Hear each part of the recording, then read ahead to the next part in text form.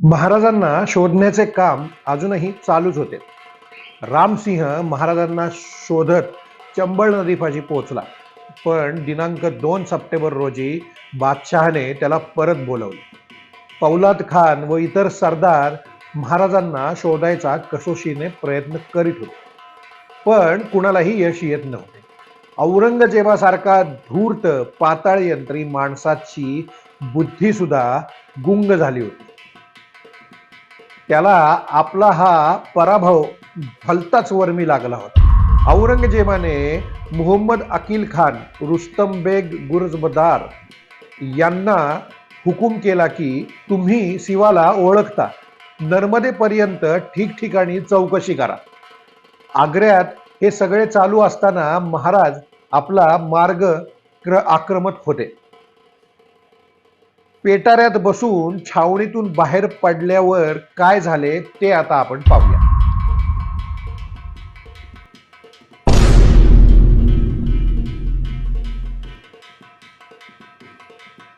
शुक्रवार दिनांक 16 ऑगस्टच्या संध्याकाळी महाराज आणि शंभूराजे पेटाऱ्यामध्ये बसून छावणीतून बाहेर आले. त्यावेळी बादशहा त्याचे उमराव नमाज पढण्यात मग्न होते. पेटारे गावाबाहेर आल्यावर साधारण 3 कोसावर निराजीरावजी, दत्ताजी पंत, बाजी जेधे आणि राघव मित्र हे घोडे घेऊन उभे होते. घोड्यावर स्वार होऊन सगळेजण मथुरेकडे दौडत सुटले. मथुरा आग्र्याच्या वरच्या म्हणजे उत्तरेला आहे, तर स्वराज्य दक्षिणेकडे. औरंगजेबाचे लोक महाराज दक्षिणेत जाणार म्हणून साहजिकपणे आग्र्याच्या दक्षिणेला स्वराज्याच्या मार्गावर शोधाशोध करणार होते. पण महाराज गेले मथुरेत. साधारण शनिवार पहाटे ते मथुरेत पोचले असावेत. मथुरेत काशीपंत नावाचे एक गृहस्थ राहत होते. यांच्या पत्नी या मोरोपंत पेशव्यांच्या सख्या बहीण. काशीपंतांकडे महाराजांनी 9 वर्षाच्या लहानग्या शंभूराजांना ठेवण्याचे ठरवले होते. शंभूराजे लहान होते, त्यामुळे स्वराज्यापर्यंतचा प्रवास त्यांना झेपणारा नव्हता, कारण हा सगळा प्रवास लपत-छपत रानावनातून रात्री बेरात्री करावा लागणार होता. वाटेत येणारे असंख्य धोके जे आज माहीत नव्हते. आणि त्याचबरोबर एक सगळ्यात महत्वाची गोष्ट म्हणजे औरंगजेबाचे सैनिक असे लोक शोधणार होते ज्यामध्ये सगळे पुरुष आणि एखादे लहान मूल आहे. कारण शंभूराजे महाराजांबरोबर आणि त्यांच्या साथीदारांबरोबर असणार होते आणि त्यामुळे सगळ्यांचेच जीव धोक्यात येण्याची शक्यता होती. काशीपंतांनी मोठ्या धीराने शंभूराजांना आपल्याकडे ठेवून घेण्याचे मान्य केले. शंभूराजांना काशीपंतांकडे सोपवून महाराज म्हणाले, आपण देशास आपल्या राज्यास जाऊन पावलो म्हणून तुम्हास पत्र व जासूत पाठवतो. तुम्ही राजपुत्रास घेऊन देशास सर्व बंधू आपल्या कुटुंबानिशी येणे. तुमचे सर्व प्रकारे चालवू, ऊर्जित करून बक्षीस देऊ.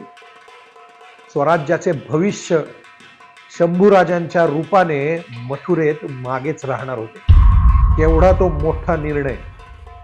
आपल्या पोटच्या लहान पोराला शत्रू मुलखामध्ये ठेवायचे, दुसरीकडे शंभूराजांना ठेवून घेणे हा पण तेवढाच मोठा धोका होता आणि तो काशीपंतांनी स्वीकारला. सगळेच अकल्पनीय आणि अद्भुत होते.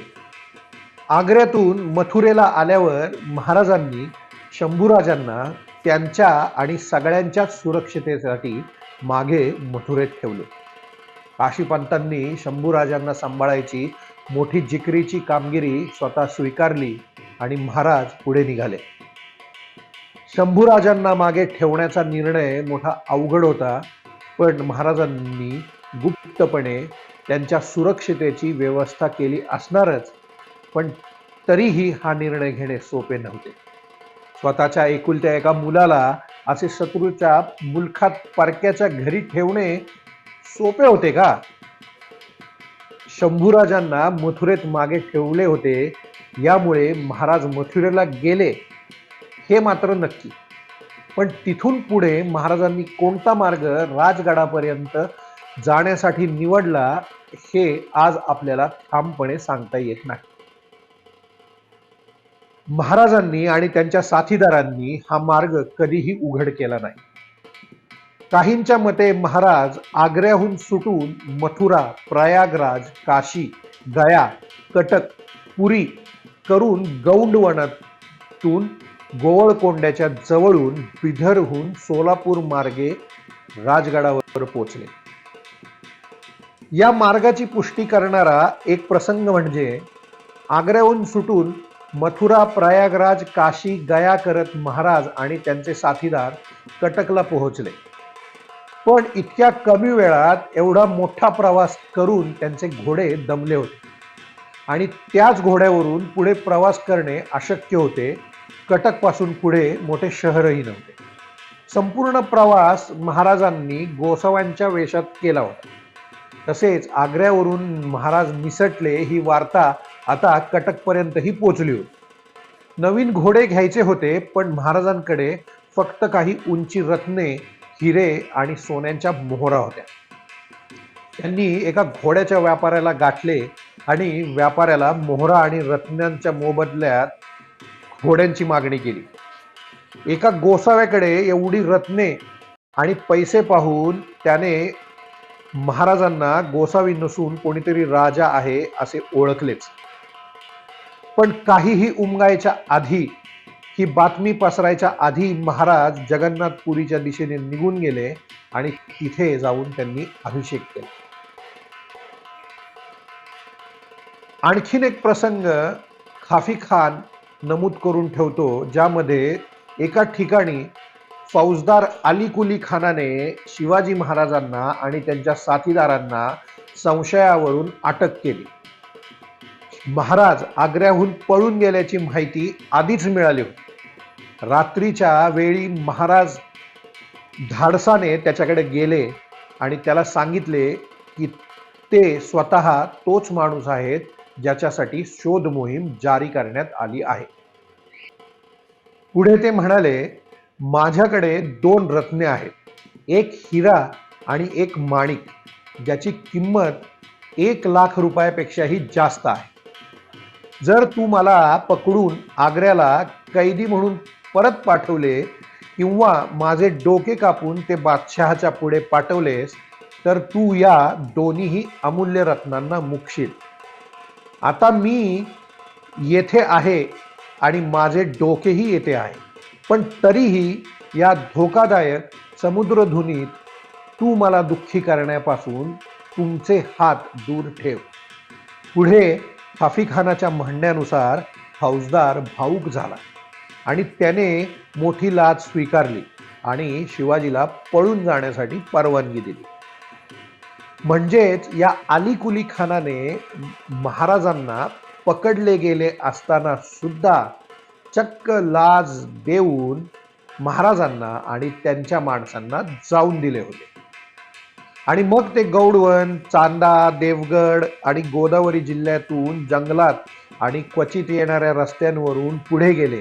ते हैदराबाद म्हणजेच तेव्हाचे भागानगर या प्रदेशातून पुढे गेले आणि या प्रदेशातील इंदूर शहरातून जात असताना कडोल नावाच्या रस्त्याच्या कडेला असलेल्या ठिकाणी थांबले आणि या ठिकाणी पाटलाची आई असलेली एक वृद्ध महिलेकडून अन्न मागितले. त्या वृद्ध महिलेने त्यांना आणि त्यांच्या साथीदारांना गोशाळेत उतरवले आणि त्यांच्या समोर साधे अन्न ठेवले. आणि अशा पवित्र व्यक्तींना, लक्षात ठेवा महाराज आत्ताही गोसाव्यांच्याच वेशात होते, त्यामुळे अशा पवित्र व्यक्तींना देण्यासाठी तिच्याकडे यापेक्षा काहीही चांगले नाही अशी कडवट तक्रार तिने केली. ती तिच्या नशिबासाठी खूप दुःखी होऊन रडत होती आणि शिवरायांचेच लोक असल्याचे सांगणाऱ्या आनंदराव आणि तेलंगराव नावाच्या काही लोकांना शिव्या शाप देत होते, ज्यांनी फक्त 1-2 दिवस आधीच तिच्या घरातील आणि गावातील जवळजवळ सर्व काही लुटून नेले होते.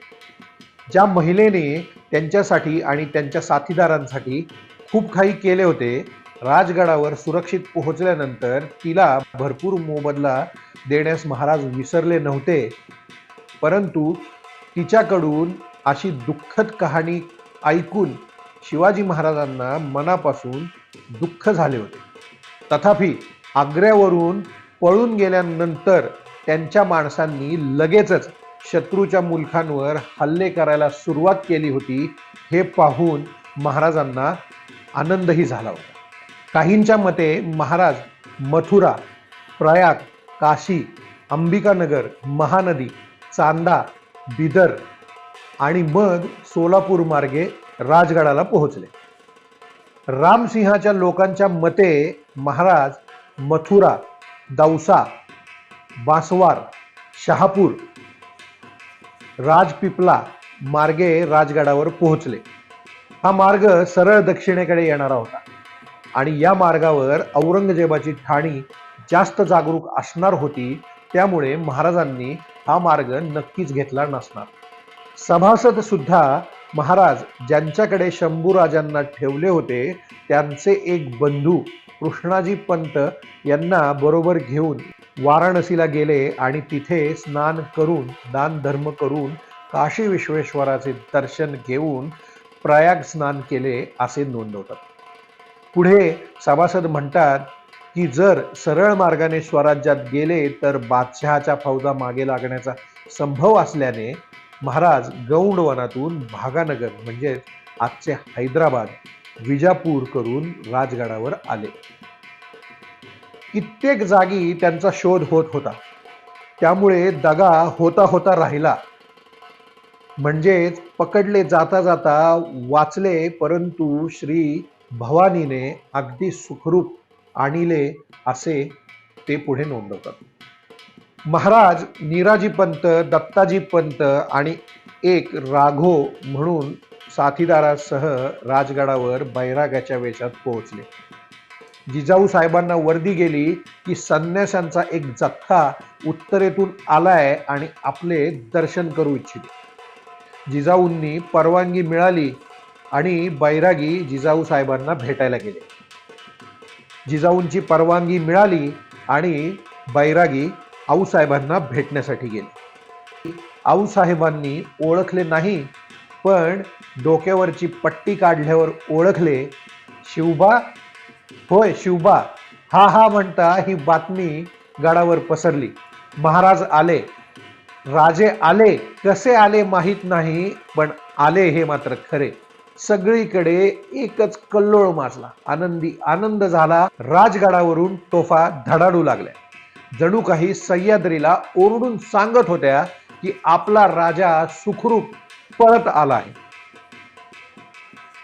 आनंदाचा भर जरा कमी झाल्यानंतर सगळ्यांच्या लक्षात आले की शंभूराजे बरोबर दिसत नाही.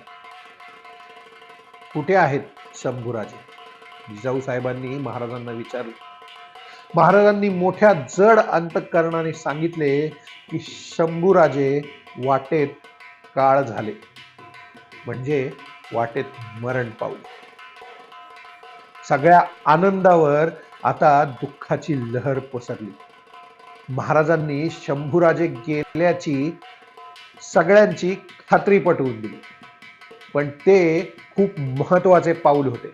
शिवाजी महाराज राजगडावर पोहोचले आणि शंभूराजे गेले हे कळाल्यावर आता शंभूराजांना कोणीही शोधत बसणार नव्हते आणि साधारण 2 महिन्यांनी महाराजांनी जासूद निरोप घेऊन मथुरेला पाठवला आणि शंभूराजे सकुशल स्वराज्यात पोहोचले.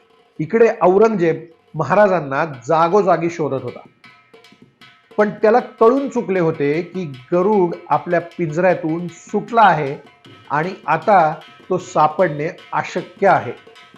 पण तो आता काहीही करू शकत नव्हता.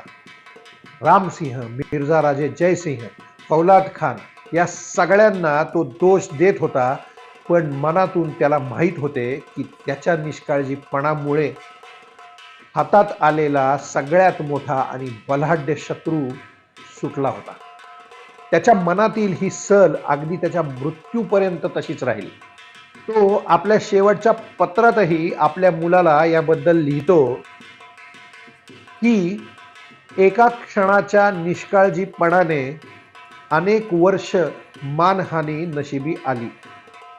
मी बेसावध राहिल्यामुळे तो दगाबाज शिवा निसटून गेला आणि मला आयुष्य मराठ्यांशी लढण्यात घालवावे लागले.